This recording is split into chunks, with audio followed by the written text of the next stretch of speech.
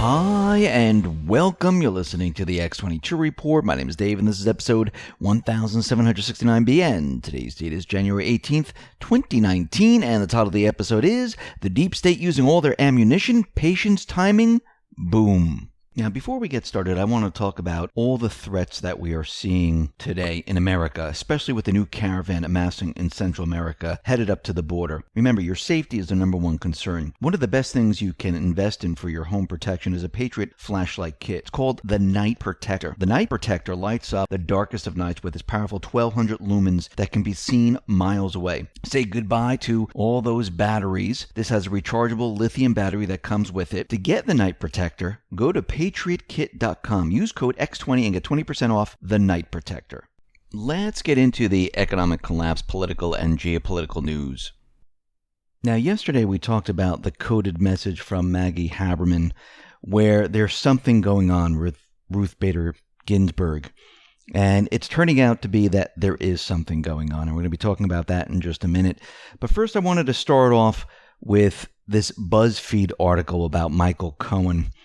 And when you start looking at what the deep state is doing, they are using all of their ammunition right now. They're throwing everything they possibly can. Remember, what they're throwing out there and what you hear and the big deals they're going to be making, it is complete propaganda. There is nothing to back this up.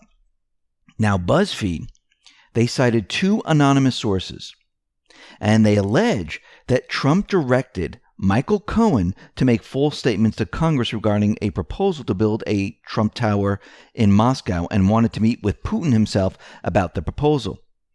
Now, the report claims that the president supported a plan arranged by Cohen to meet with Russian President Vladimir Putin during the 2016 election to jumpstart negotiations on the real estate deal, telling his longtime attorney, "Make it happen," according to two federal law enforcement officials.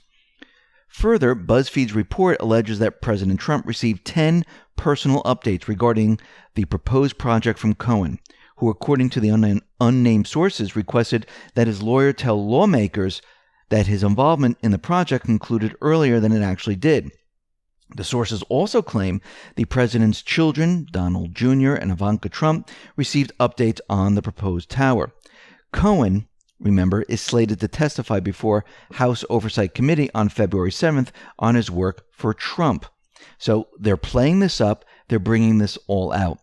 Now, there's a problem with this whole article. There's a problem with these anonymous sources.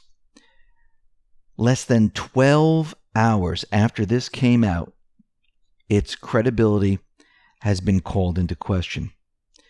Because the two journalists who wrote the story, well, they gave vastly different answers as to whether they had actually seen the evidence. And one of the reporters, Jason Leopold, he kind of has a dubious past. He came under fire for a 2006 truthout.org article incorrectly reporting that Karl Rove had been indicted over the Valerie Plame CIA leak case, claiming that multiple anonymous sources confirmed Rove's indictment is imminent. And we learned that this wasn't true whatsoever. The whole thing was completely fake, phony, and false. The other journalist, Anthony Cormier, admitted to CNN's New Day that he hadn't actually seen the evidence in the case at all. But Leopold told MSNBC, "We have seen the documents, and we've been briefed on the documents." So both individuals who worked on this have completely different stories, and one of the reporters has a dubious past of lying about the sources. Does this make any sense? No, it's called propaganda.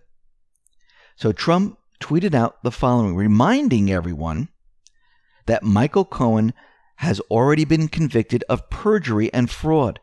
And as recently as this week, the Wall Street Journal has suggested that he may have stolen tens of thousands of dollars, lying to reduce his jail time. Watch father-in-law. So here are the problems with this whole story. BuzzFeed sources are all anonymous. Right there, you have to question the story because anonymous sources usually means fake propaganda stories. But let's continue. no documentation or evidence is provided. We all know Cohen is a liar, and he'll say anything to save himself right now. Plus, Trump just let us know that he's a convicted liar. Doing business with Russia or any other country is not illegal. You're allowed to do business, yes. And the Trump Tower project never really went anywhere. It looks like Cohen is just releasing these stories, and the mainstream media, the deep state, are trying to use them to make everyone believe that Trump has been colluding with Russia. But we know it's all fake, phony, and false. Now, yesterday, Fitton tweeted out, and he's the head of Judicial Watch, that he was supposed to take a series of depositions that a federal judge authorized this week to explore Hillary Clinton's use of private email account as Secretary of State, and this whole thing has been put on ice because of the partial government shutdown. And U.S. District Court Judge Royce Lamberth granted a request from Justice Department lawyers to put the discovery process on hold until after the shutdown. So the deep state, they're doing whatever they possibly can to stall this. But again, it's a stall tactic which is going to expire once the government reopens. And yes, eventually the government will reopen and they're going to try to figure out some other way. But right now they have stalled the depositions that Judicial Watch wants to take. Now, yesterday, with Trump and Nancy Pelosi, Trump, as we know, canceled the flight of Pelosi and her team. They were heading out to Afghanistan and many other places. And they were very angry. And they're pissed off, and they're bringing up all these different things that Trump, his administration, exposed their itinerary. And we'll get into that in just a minute. But first, Trump tweeted out the following. And he said, "Why would Nancy Pelosi leave the country with other Democrats on 7-day excursion when 800,000 great people are not getting paid? Also, could somebody please explain to Nancy and her big donors in wine country that people working on farms, grapes, will have easy access in?" So the question is, what's so vital about Pelosi going to Afghanistan anyway? And remember, Schiff and many other individuals were with her. So what is the big rush? Do you really think she's going out there to see the troops and to wish them well? No, they were going out there for a very specific reason, to meet with deep state operatives. Now, Pelosi's team has blamed the White House for leaking sensitive travel information. Now, the White House came out and said, listen, that is a flat-out lie. We did not leak anything.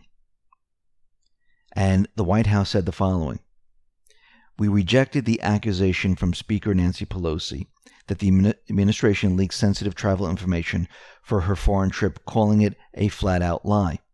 When the Speaker of the House and about 20 other from Capitol Hill decided to book their own commercial flights to Afghanistan, the world is going to find out."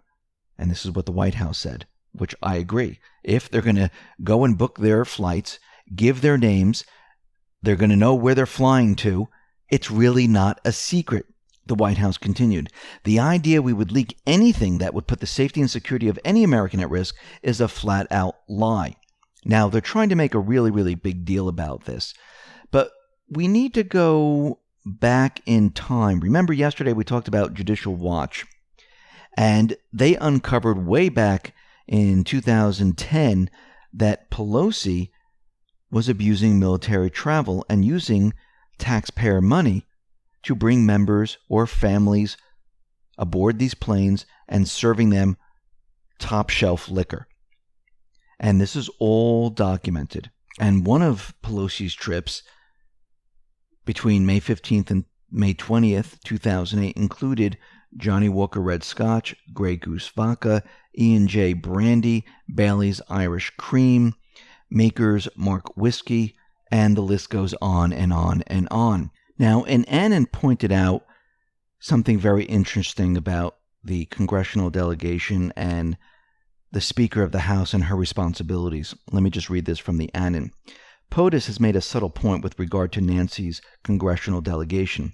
Did she appoint a Speaker of pro tempore, which carries out the duties of the Speaker of the House during absence of the Speaker, especially to handle major issues on the legislative docket like a shutdown and a continuing resolution of the government? If not, it is really disingenuous to leave the country without making this appointment. Now, here's the Speaker of the House responsibilities. The Speaker may delegate their powers to a member of the House to act as Speaker pro tempore and preside over the House in the Speaker's absence. When this has occurred, the delegation has always been to a member of the same party. A Speaker pro tem has the following duties on assignment. Speaker pro tem, the primary roles assigned to the Speaker are preside over the House in the Speaker's absence, exercise the powers and duties of the Speaker in his or her absence, and assume other duties as assigned by the Speaker. In some states, this is an honorary position. Now, another Annan pointed out the following from Nancy Pelosi's blog, which is dated May 14, 2010. And this says the following. The post is titled Congressional Delegation Reform. For all members and staff, international or domestic, official travel via commercial air may only be booked in coach economy class consistent with executive branch guidelines. Requests for exceptions be to this policy due to special circumstances should be submitted in writing to the Office of Interparliamentary Affairs prior to commencement of travel.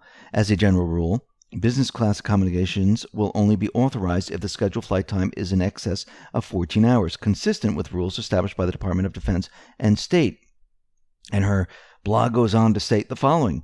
The availability of Department of Defense aircraft to support congressional travel is extremely limited. A bipartisan minimum number of members, varying by the type of aircraft assigned, will be required. Requests for Department of Defense aircraft must be made through the Office of Interparliamentary Affairs. Committees should not contact the Department of Defense directly. Now, Trump just countered everything that the deep state, the Dems, are trying to do here. Acting OMB, which is the Office of Management and Budget, sent a memo stating that under no circumstances during a shutdown should government aircraft be used to support a congressional delegation without the express written approval of the White House Chief of Staff. So, Tom Fitton tweeted out the following. Department of Defense advised Pelosi military aircraft requests could not be met and offered to help secure commercial travel. Pelosi staffer responds, "We appreciate the effort to help the congressional delegation fly commercially, but you know the problem that creates with spouses." Very interesting. So right now, they were trying to use the taxpayer funds to go to these countries. And Trump slammed down the hammer and said, from now on, during the shutdown, you need to get approval. They're not going anywhere. So yesterday we talked about the coded message from Maggie Haberman. And let me just read what it said.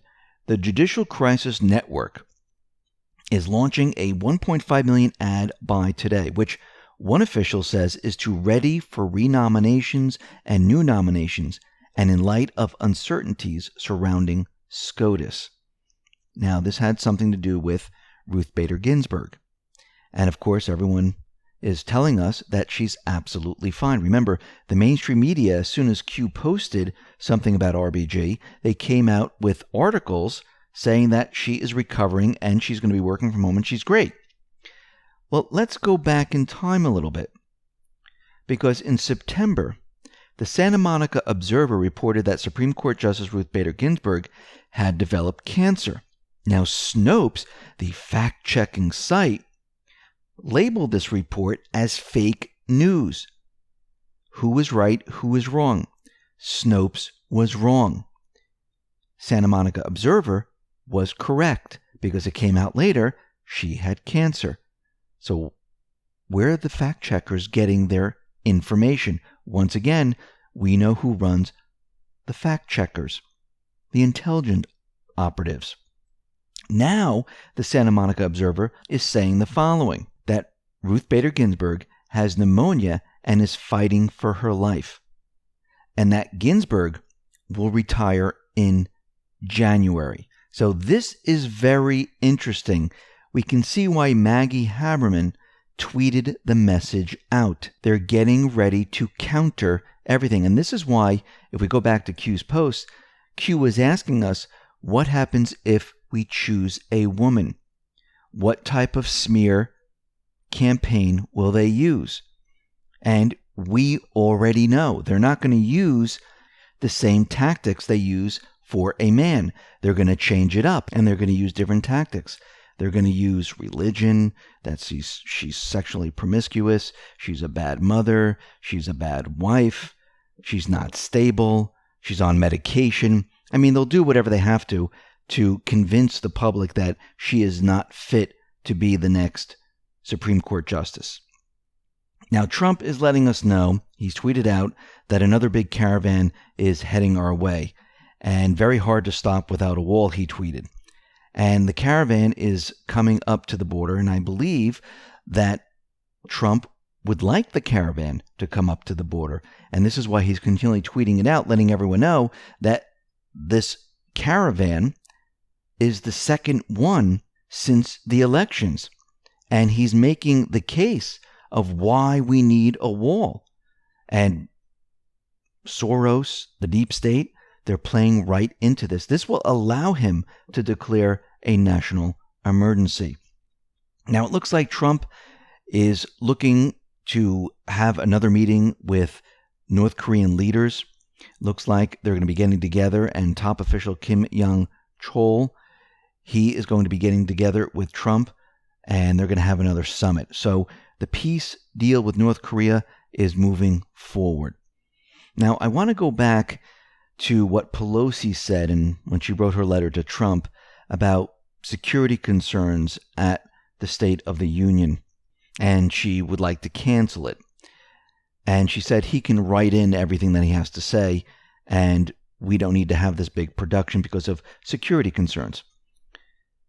Well, the question is, are they projecting that something might happen if he goes forward with the State of the Union during the shutdown? Now, I know the Secret Service, DHS, came out and said security is not a problem. She waved them off. And she says, I don't care what they said.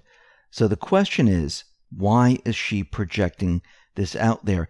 Is she betting on Trump to go ahead with the State of the Union? Now, according to the Constitution, Section 3 of the Constitution, and if we look at this, it gives the president the authority to give the State of the Union. Now, is she betting on Trump saying, you're not going to tell me what to do, I'm going to give the State of the Union? And this is why she waved off DHS and Secret Service, because they have an event planned where they can say, we warned him, and something happens where maybe somebody takes a shot, or they kill him, assassinate him, or something happens. And we can see that she said this on purpose. This is just not about, hey, you know what? I'm canceling this because of the shutdown because you won't negotiate. This is projecting something out there. And this is why she's waving off DHS and the Secret Service. So this is something that we need to watch and be aware of. Now, Blueprint Q kind of laid out what is happening, and I think it makes a lot of sense. And let me just read what Blueprint tweeted out here. Number 1, a short government shutdown thread. Patriots are in control. Eradication, 30-day furlough mark. Truth, D-class. Justice, courts-martial, joint jurisdiction. Number 2, on 1/22/2019, reduction in force. Law activates allowing permanent layoffs of federal employees. Normally, full-time federal employees, saboteurs or not, are nearly impossible to fire. Number 3, as of this week, joint jurisdiction of U.S. courts-martial has been activated. Pain. Number 4, for more than 200 years, the U.S. Marshals and their deputies have served as the instruments of civil authority used by all of 3 branches of government. Marshals have been involved in most of the major historical episodes in America's past. Number 5, the history of marshals is Quite simply, the story of how the American people govern themselves. Number 6, due to the government shutdown and the reduction in force activation, judicial courts must now coordinate independently with local offices of the U.S. Marshals Service, Harlow, and the U.S. Attorney's Office, Bar. Number 7, which are part of the executive branch's Justice Department, Whitaker, rather than an infected judiciary, pay-to-play, bought judges, attorneys, deep state agents. Number 8, consider also that on 1/1/2019, the U.S. Courts-Martial Manual Military Tribunal amendments took effect, strengthening language, processes, procedures, and enforcement of crimes of treason, sedition, and crimes against children. Number 9, Senate was the target. On 1/16/2019, POTUS sent 163 leadership nominations to Senate, a significant lot by any measure. Supported by his 19th wave of appointments, 6 judicial nominations were sent to Senate. Number 10, yesterday POTUS grounded Speaker Pelosi, NATO trips to Brussels, Egypt, Afghanistan, and in Egypt it's the Muslim Brotherhood, in Afghanistan it's heroin. All Pelosi's children and grandchildren were also booked, totaling 7 congressmen and 93 family members grounded. 11, sheep no more. 12, this concludes my short government shutdown thread. Patriots are in control. And I completely agree with all of this. And you can see that the deep state, they are using all their ammunition. What comes next? Well, when the timing is right, Trump will pull the lever, and then boom, they will have nothing left. And they will be scrambling. They'll be like wild animals. What happens when you corner a wild animal? They come out with their claws. This is when we might see events. This goes back to my warning about Pelosi projecting the security issues with the State of the Union. But who's in control? The Patriots. Listen, everyone, thanks a lot for listening. Be well, be safe, and especially be prepared. Thanks a lot.